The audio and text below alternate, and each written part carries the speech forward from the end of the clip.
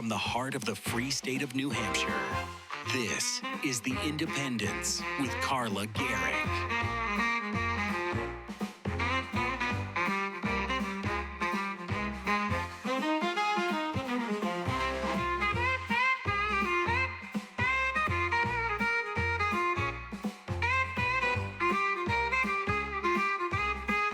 And now, here's your host, Carla Gericke.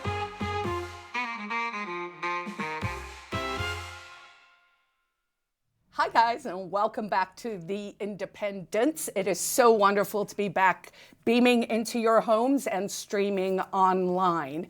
Today I'm going to try something a little different. I kind of woke up with some thoughts about the landscape we find ourselves in, my deep sense of frustration with the fact that while we try and reform the federal government, we really kind of get nowhere. And so I think I'm going to launch what might become sort of monologues, a little more polished and written out than ones I sort of do off the cuff, usually on the show. So be prepared for a bit of a diatribe, a bit of a tirade, one might say, perhaps my own rage against the machine. And if we have some time at the end, I'd love to tell you guys about a great experience at the Made in New Hampshire Expo this weekend. But first, I want to talk a little bit about the gaslighting machine we find ourselves in and why millions of us have finally said enough. So you know that moment when you look at your own body, your own terrain, and you know something's changed. I was a healthy, sporty kid. I was a diplomat's daughter that traveled and ran across the whole world. And I got a lot of shots that came with that travel. And suddenly, I'm curled up on the floor with a stomach ache that just won't stop. I had months of pain. My sister started sneezing 30, 40, 50 times per day after hers. And every single time we complained or drew a correlation between having gone to the doctor and getting immunized, then my parents would say, the doctors say, it can't be that. That phrase has been burned into my brain for decades. And today, I'm not here to be polite. The government, the agencies, Big Pharma, and the captured medical establishments have been gaslighting you and me and millions of other bodies for a very long time. And they've been doing it on purpose.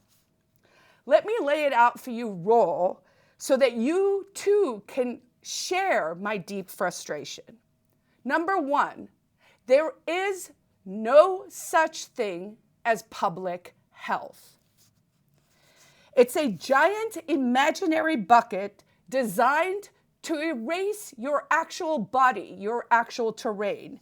Public health is averages and models and statistics and risk-benefit calculations that let them say rare side effects without, while thousands upon thousands of us watched our own bodies get wrecked.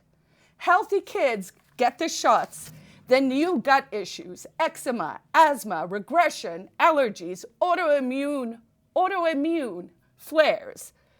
People who are never the same again.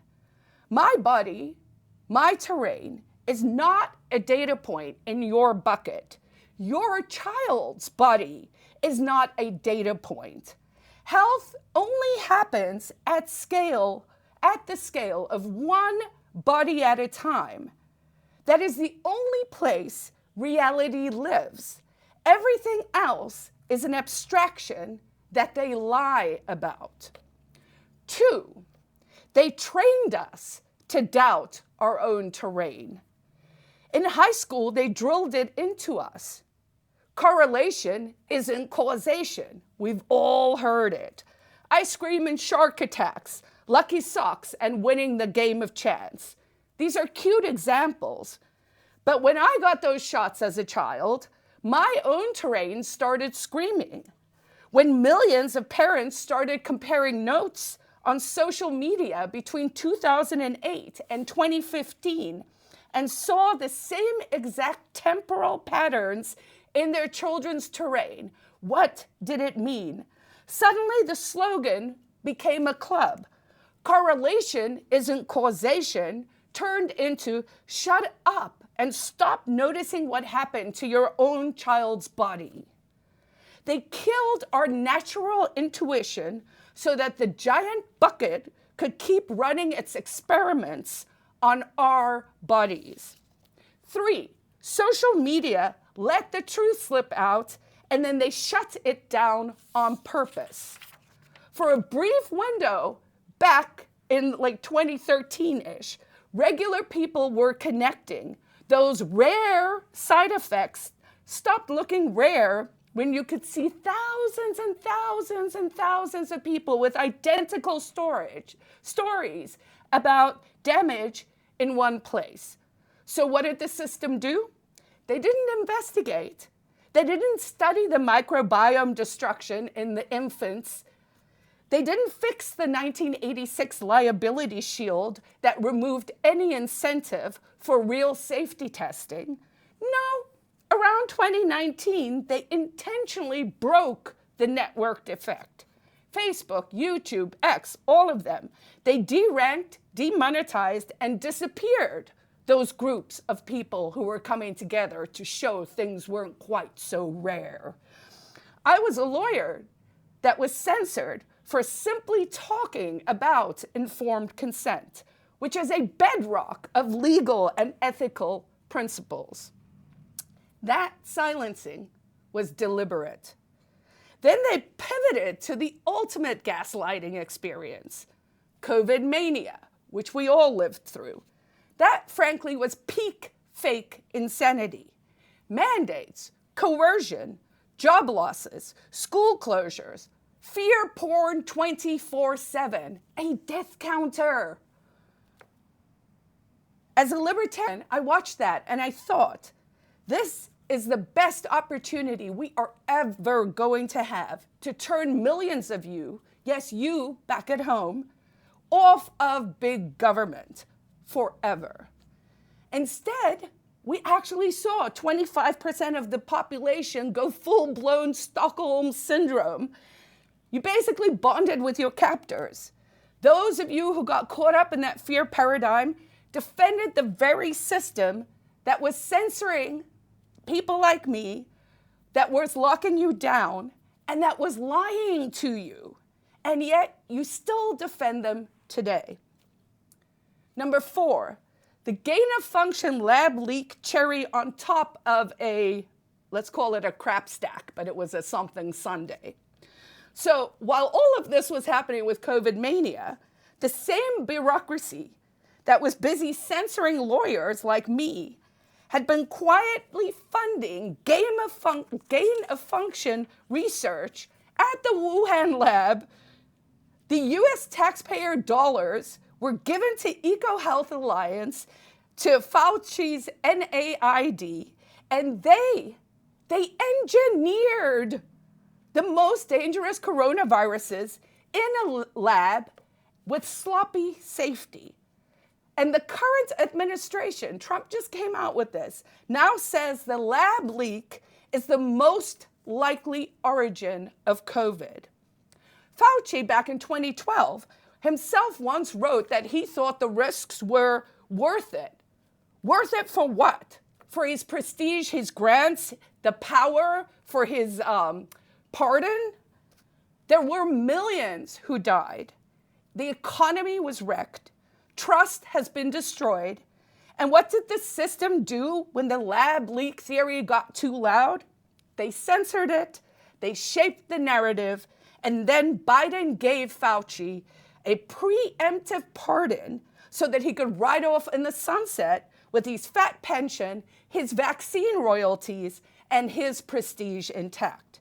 That's not an oversight. That's a protection racket at the highest level. 5, Look at what Ma actually delivered on the federal level.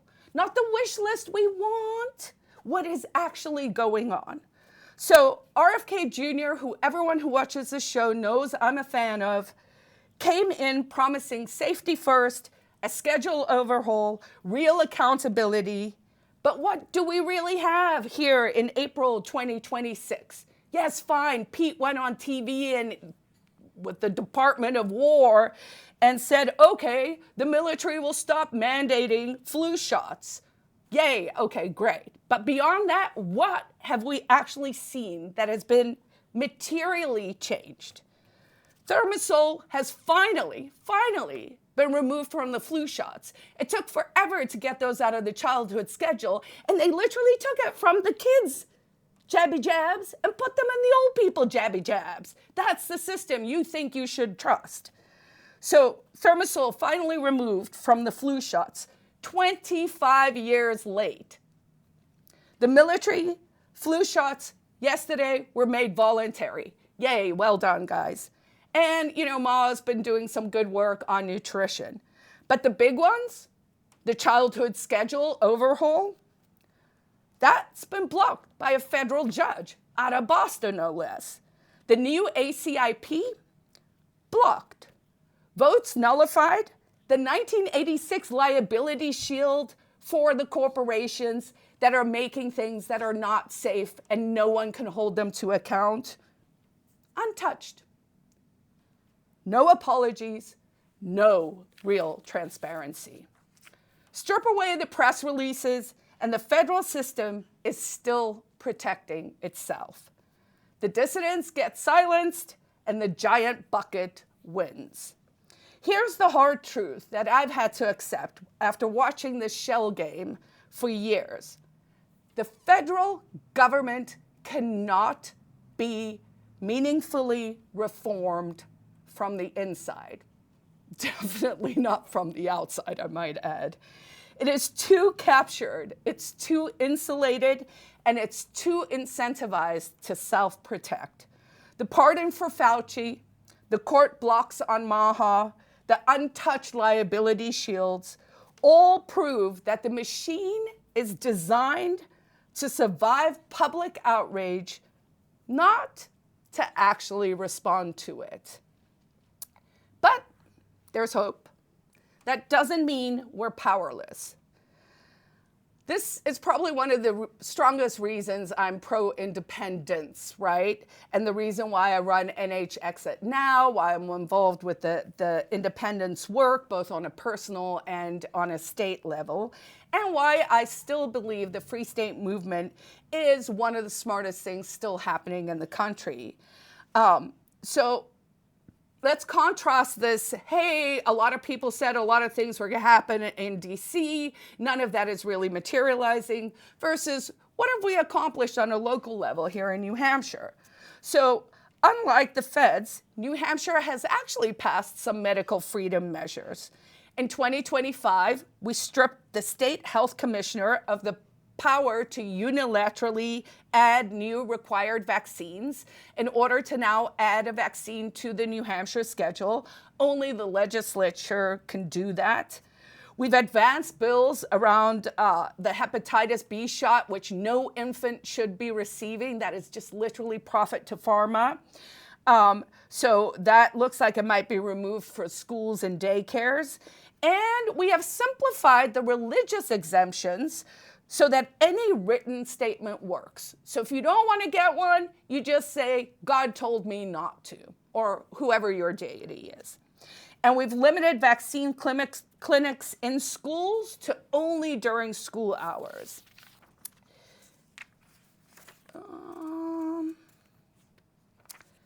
This is proof that when there are enough individuals that get together in one place, so localism, right, and keep the pressure on, we can force changes that will not be made at the federal level, right? Smaller scales work better because they're closer to your actual terrain, to your actual body.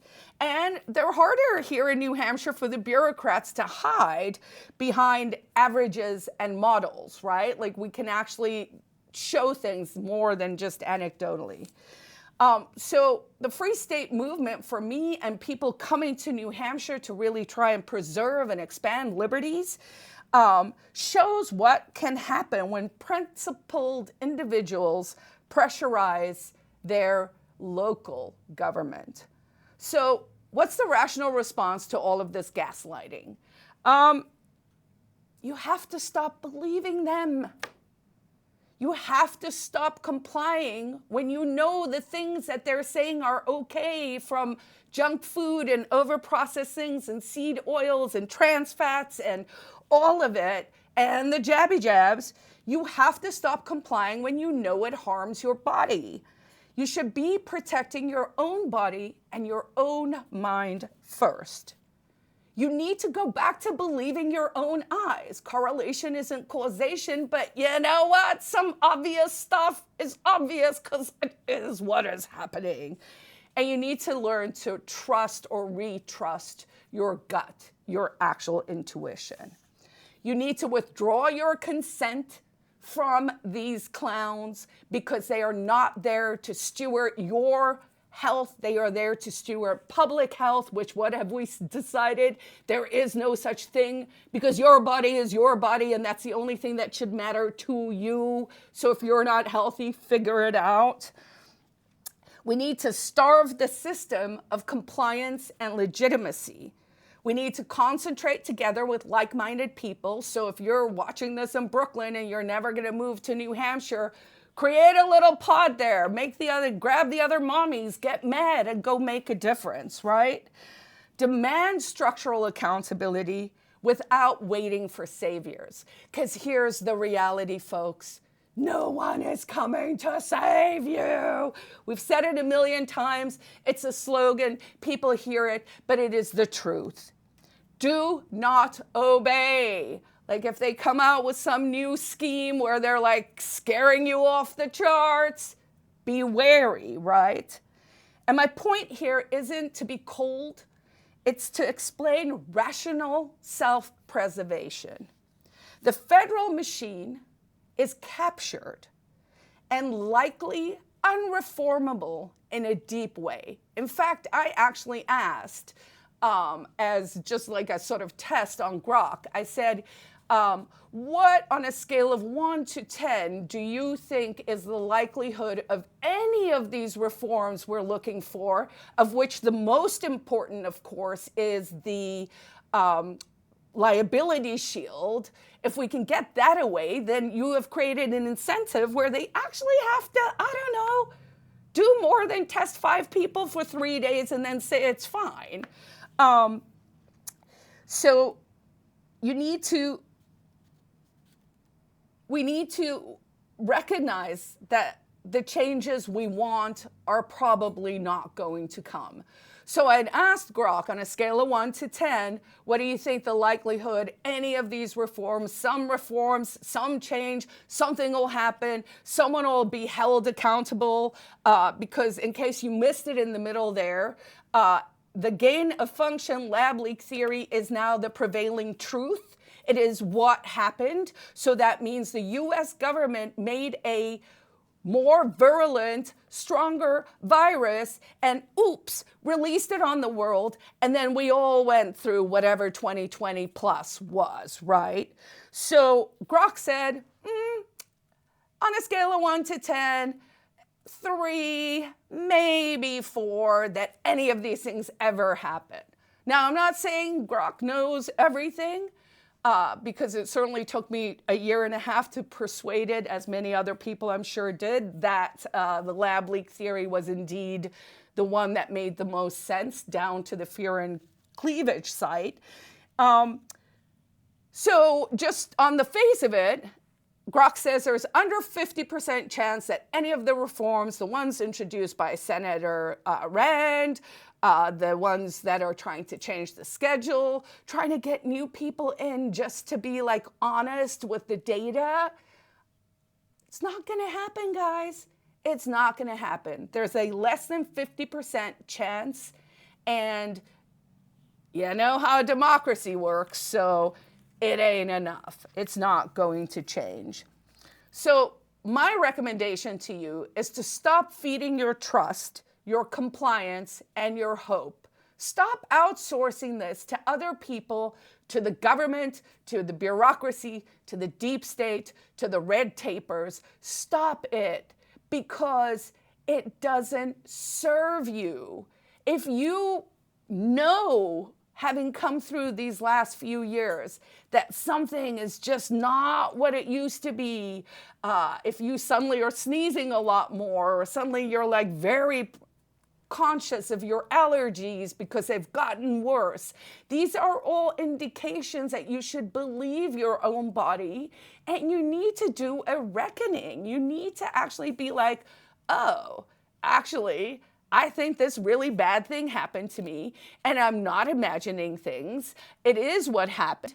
And actually, the truth of the matter is that the people who claim to want to protect you are gaslighting you and lying to you. And that is the truth. So what can you do? You can move to New Hampshire if this message is resonating with you. If you live in New Hampshire already, please reach out to me. I love to hear from folks. You can reach me at carla@carlagericke.com.